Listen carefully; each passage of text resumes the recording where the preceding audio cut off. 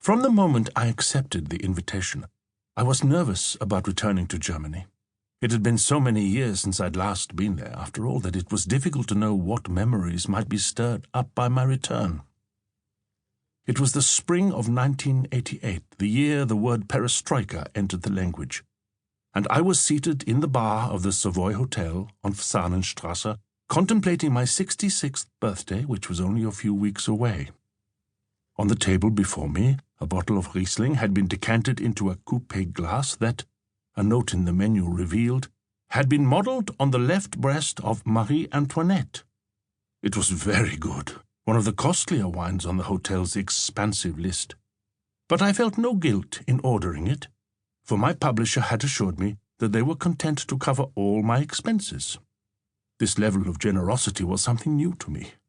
My writing career, which had begun more than 35 years earlier and produced 6 short novels and an ill-advised collection of poetry, had never been successful.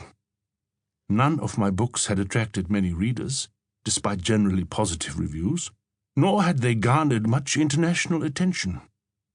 However, to my great surprise, I had won an important literary award the previous autumn for my 6th novel, Dread. In the wake of the prize, the book sold rather well and was translated into numerous languages. The disinterest that had generally greeted my work was soon replaced by admiration and critical study, while the literary pages argued over who could claim credit for my renaissance. Suddenly I found myself invited to literary festivals and being asked to undertake book tours in foreign countries.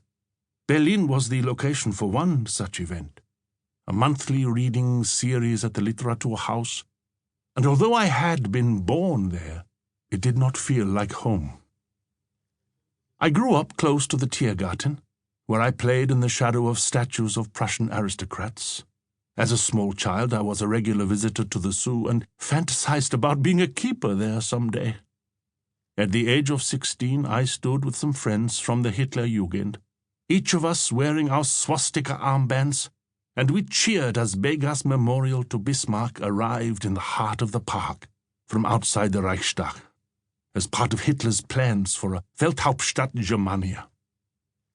A year later, I stood alone on Unter den Linden as thousands of Wehrmacht soldiers paraded before us following the successful annexation of Poland. 10 months after that, I found myself in the 3rd row of a rally at the Lustgarten, surrounded by soldiers my own age, saluting and swearing our fealty to the Führer, who roared at us from a platform erected in front of the dome of a 1,000-year Reich. Finally, leaving the fatherland in 1946, I was accepted as an undergraduate student at the University of Cambridge, where I read English literature before spending several uneasy years as a teacher at a local grammar school.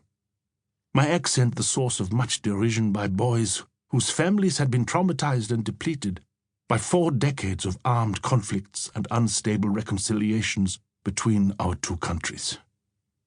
Upon completion of my doctorate, however, I won a place on the faculty of King's College, where I was treated as something of a curiosity, a fellow who had been dragged from the ranks of a murderous Teutonic generation and adopted by a noble British institution that, in victory, was prepared to be magnanimous.